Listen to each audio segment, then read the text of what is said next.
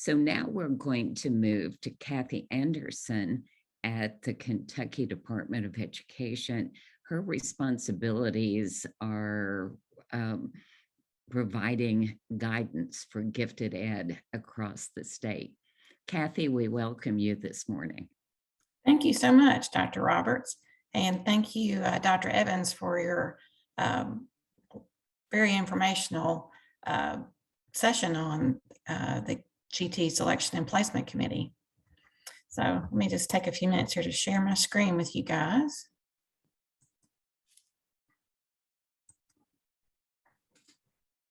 Okay.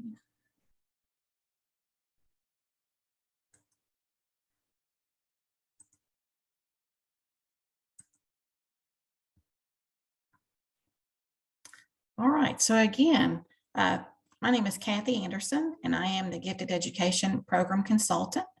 And I've been at the department for about 10 years. And prior to that, I was in the classroom for 16 years. And as you begin the school year, please know that we are thinking about you at the department and wish you the very best as you're getting started. So today we're going to talk about these topics.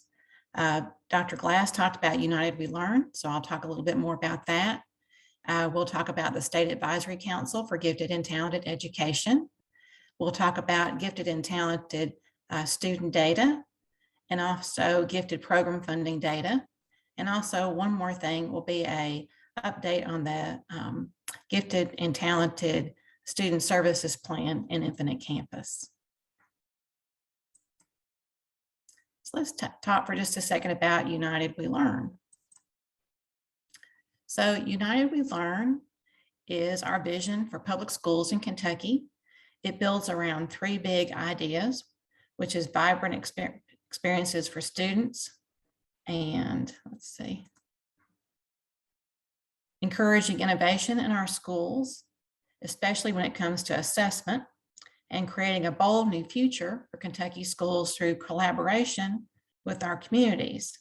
These three big ideas, students, innovation, and community, form the vision for the future of public education in Kentucky. Building on the strength and success of KDE's initiatives to date, education stakeholders are always working on ways to enrich student experiences in our schools and improve learning outcomes for all students. These ideas will be bold and forward-thinking, motivated by our desire to give all children the equitable and engaging learning opportunities they need for success.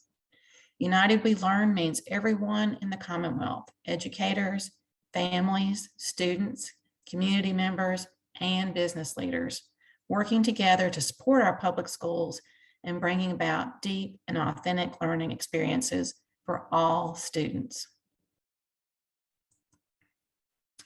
So next, let's talk a little bit about the State Advisory Council for Gifted and Talented Education. Currently, we have several vacancies on the Advisory Council. We have vacancies for parents of GT students, a vacancy for visual and performing arts, and also a post-secondary institution membership role. So if you know of someone or would like to volunteer yourself, please look at this next slide. Oh, sorry about that. Maybe it's on this slide here. So if someone's interested in that, they will need to go to the Kentucky boards and commissions, or I will provide this slide deck for everyone, and they'll be able to click on the hyperlinked words that say online application. And so you can either complete an online application or you can download the application. And then you also need to include a resume. And this resume is sent to Lindsay Bloom, who is a staff member at the Kentucky Boards and Commissions office. And there is her contact information. And also fax there in case you want to fax or email your application to Ms. Bloom. And if you have any more questions or want to check on, an application that maybe you submitted, there is her email and also her phone number and extension. So the student, I don't know why I keep saying student, sorry about that. The State Advisory Council for Gifted and Talented Education is a governor appointed council. And so they meet to decide or to review applications. And so if you're interested in that, please contact Lindsay Bloom for more information. Let me go back a slide here. So the council has upcoming meetings. Our next meeting will be Thursday, September the 15th. This is going to be an in-person meeting. And then next we'll meet in November on the 17th. This will be a virtual meeting. And then we're also going to meet February the 1st. This will be a hybrid meeting. So our council members can either come to the meeting in person or can attend online. And then our last meeting of the year will be April the 19th, and this will be an in-person meeting. And if you're not able to attend but would like to watch the meeting, these are all streamed on the KDE Media Portal and also archived on the KDE Media Portal. So I just wanted to make you aware of the meetings and about the vacancies on the council.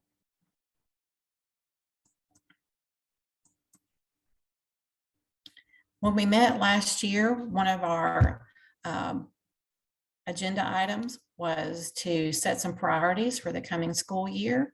And so we had several priorities that the members discussed and decided that they would become our main priorities for the school year.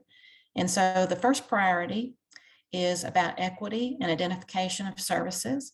And so in this priority, the members are going to recommend to the Kentucky Department of Education, or KDE, that KDE support districts and identification practices and services that are equitable for all students, including those who are twice exceptional, English learners, students associated with racial and ethnic groups, all socioeconomic students, and students with special considerations to remove barriers for equal opportunities and accesses.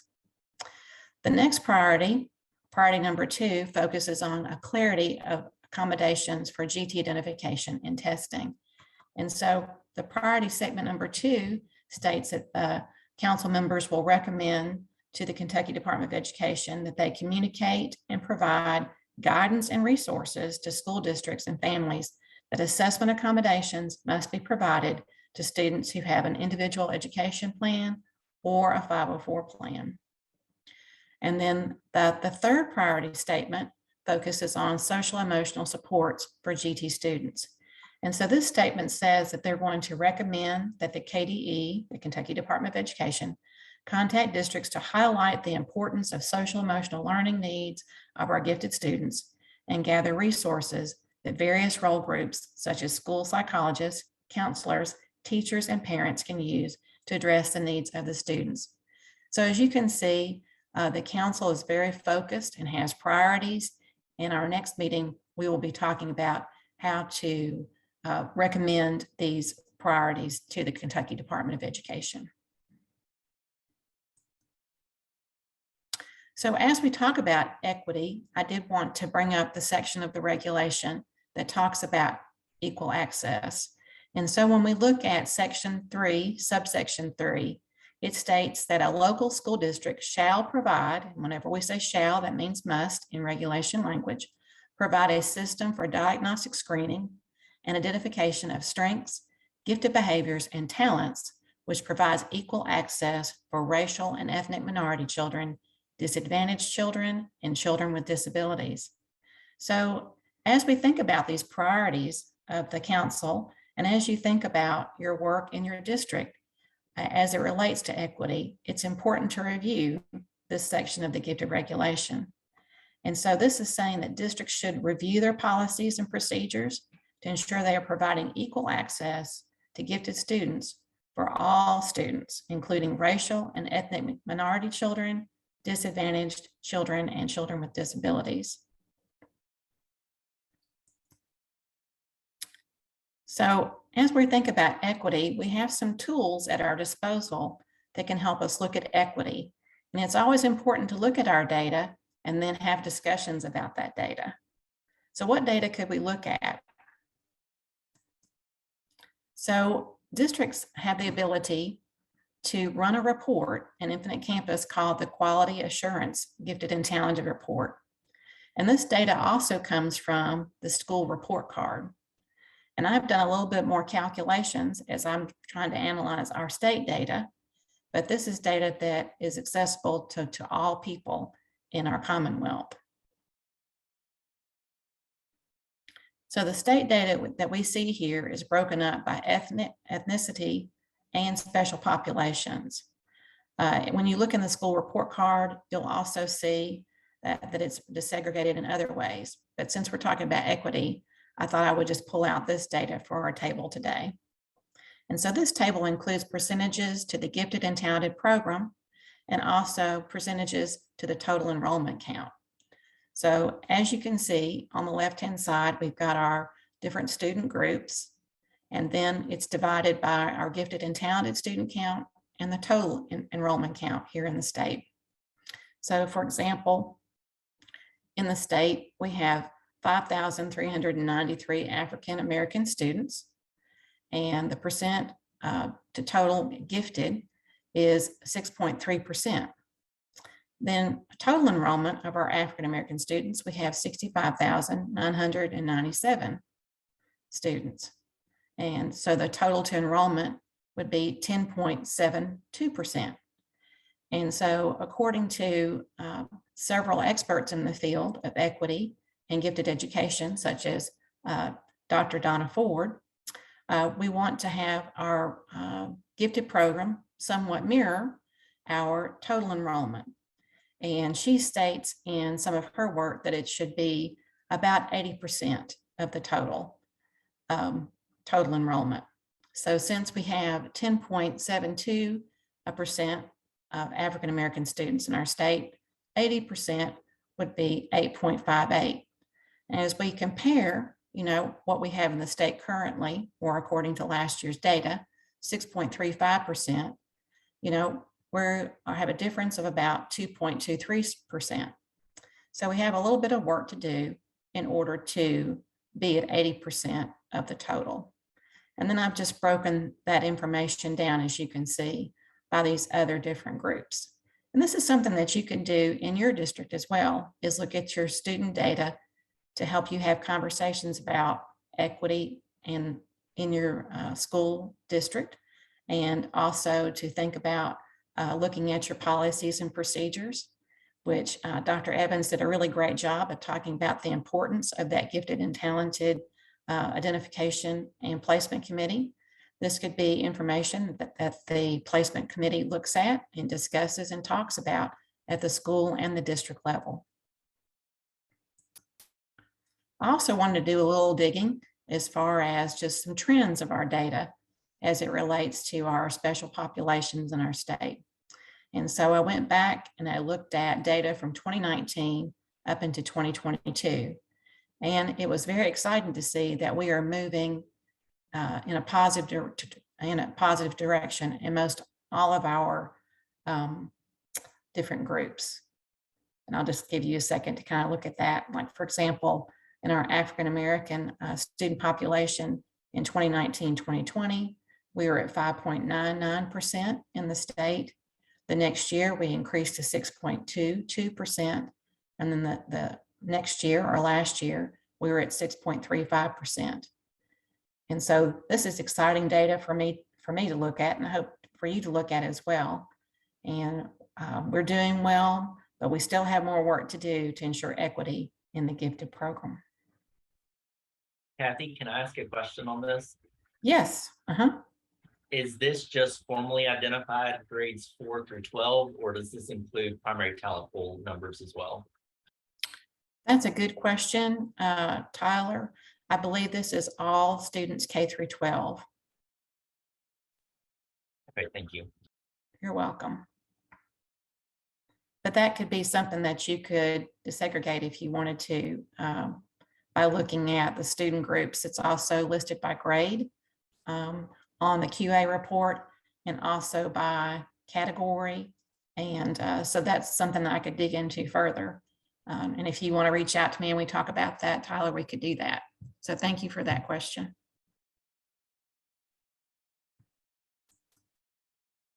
Next, I want to just take a few minutes to talk about funding. So we had a very exciting news this year. The General Assembly increased the funding for gifted education from 6.2 million to 10 million for the next 2 years. And this is something that has been worked on by Lynette Baldwin and other people from KAGE for many years, and also due to the advocacy of gifted education staff and parents. And so it was very exciting when we learned that the allocation for gifted education was going to be increased over the next biennium. And so because of the increase, the funding formula was reviewed and revised. So the calculation includes a base of $20,000 for each district, no matter the size of total enrollment, and also a per student amount based on the total population of the previous school year's total enrollment. And for those districts who might have received less funding, it was decided that for this school year, the district would maintain the allocation from the previous school year. And so if you're not sure how much that is, those award letters and other information are posted on the department's state grant webpage. And I've given a link to that there. So it was very exciting. I've had many people email me and say very excited that they are receiving more funding for their program this year. Now, the last thing I want to talk about is the Gifted Student Service Plan. So in case you're unaware, there is currently a Gifted Student Service Plan, or GSSP, and progress report form in Infinite Campus. This form has several benefits, and for more information, please see the Gifted and Talented Data Standards. Those are posted on the GT resources webpage on the KDE website. However, stakeholders from across the state requested that changes be made to the form so that it could auto-populate gifted categories and services. And so currently, a cross-agency team has been working together on the development of these requests to the GSSP. That team includes the Office of Education Technology and Infinite Campus. The timeline depends on the Infinite Campus development of the Gifted Student Service Plan. Currently, IC is working out an approach to auto-populate the Gifted Student Service Plan while maintaining current functionality and the corresponding additional cost. So that is very exciting, and I hope to share more about with you at a later date. So Tyler, Dr. Roberts, that is my update. And if anybody's got any questions, I'd be glad to answer those.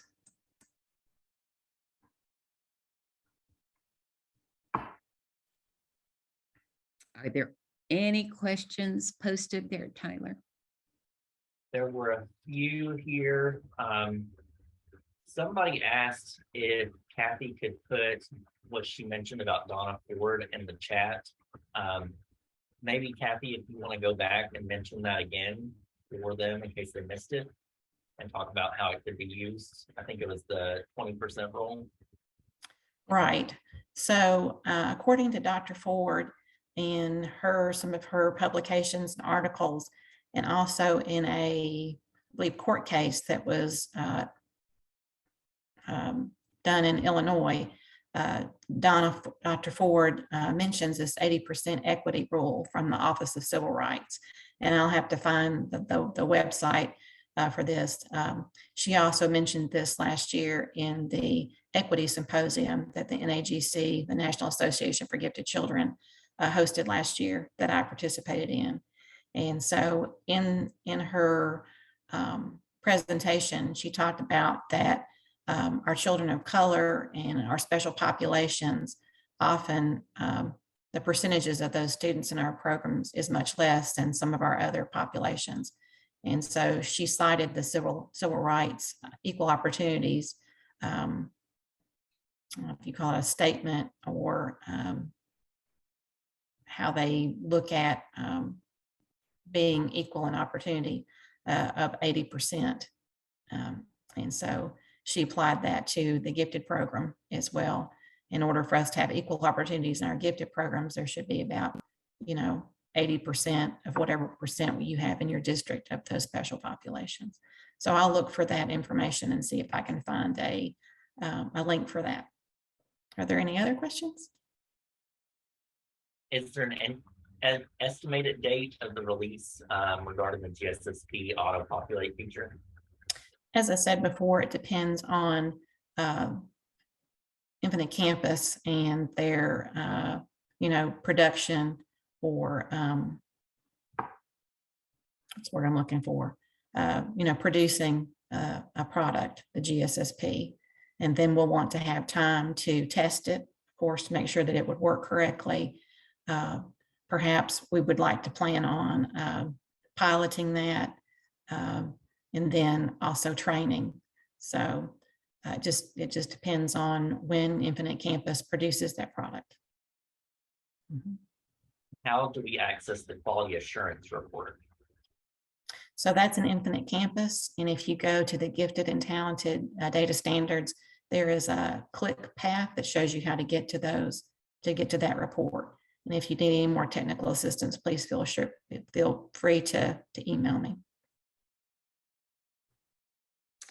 I think when we talk about equity, the primary talent pool becomes a vehicle for ensuring that young children have every opportunity to develop their potential to the highest level. Specifically looking at children from lower income families, those children who may not have come to school with the same experiences that others have, and yet they have the potential to think at high levels. And so K1, 2, 3 in the primary talent pool should provide a variety of services, allowing these children to shine, to develop at the highest level. A colleague of mine at Northwestern said, "That's a brilliant idea." And I said, "Yes, it is, but we've got to make sure we're implementing it well so that these children do have the opportunity to develop their potential at the highest level." Julia, I just wanted to add to this. This is the question that I asked Kathie, if her data included primary talent pool in the numbers or not.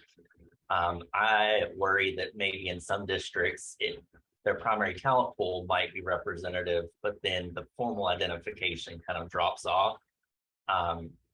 So make sure you're looking at that data and see, are you being representative throughout your identification process? And if not, what's happening between the primary talent pool and formal identification that's missing those students? That may not be happening everywhere, but I think that is happening in some places. I appreciate you pointing that out, Tyler. And when you look at either the school report card, or if you look at that QA report, it does break out your primary talent pool student data so that you can, subtract those numbers from the formal or from the total count that you have. And I've done just a little research on this, just kind of graze the surface, if you will. And it seems from just looking at some of the data that that's an area that we may need to look at as far as, improvement. It looks like that we are maybe not, identifying students for the primary talent pool. And of course, when there's not a primary talent pool there, then it makes it a little more difficult to formally identify those students, especially, according to your policies and procedures for screening. So that's just something to think about. Kathie, you're right. You may never see them as high potential if they don't have those experiences in those early years of elementary school. Kathie, Ruth has asked, would we need rights for the reports? Yes, you need rights for those reports. You need rights for just about everything in Infinite Campus. And so contact your CASES contact. CASES stands for Kentucky Student Information System contact. If you're not sure who that is, you'll see it on the directory, or you can email me. I think most people know who their tech person is, though. And then we have a question, are there examples of strong GSSPs or progress report comments available to use as training tools with teachers? I'm not aware of any comments that are used for, could you say that again, Tyler? I think they're asking for examples of strong GSSPs or progress report comments that they can use to help with training their teachers. Right. So that's something I would need to get back to that person on if they want to email me that, that's something I could look into. I don't really have any thoughts right offhand. Kind of thinking about what Dr. Evans said earlier, though, that each child is unique. And so we don't want to necessarily have a cookie cutter GSSP. There is a comments box on the current GSSP, and there has been asked for that to be maintained on the proposed changes to the GSSP. And so I think it's important to, as the Gifted and Talented Identification and Placement Committee thinks about those services, and that they think about those comments that perhaps they want to put on the GSSP. I think that definitely that's something the district should talk about and consider, but I also think about the unique needs and interests and abilities of those students. Perhaps we could come up with some best practices, though, with examples to kind of help people move along in their thinking from cookie cutter to pretty child specific. That's something for us to think about. Yeah. And just remember, when we talk about the GSSP in law, and you all know gifted children in Kentucky constitute a category of exceptional children. That's law. And then the law says all exceptional children will have an individual education plan. And please know those are the words for IEP. So gifted children do have IEPs. Sometime along the way, we decided we couldn't call them an IEP for the reason that the caseload for a gifted resource teacher for children is so different from other special education resource teachers to their children. A special ed teacher may well have 10, 12, 14 students in a caseload. A gifted resource teacher could have 200, 400, 200, 400, have a huge number. So the decision was made to call it a gifted student services plan, which I'm sure for some educators has taken it away from understanding that it is an IEP. But according to the law, it is just that.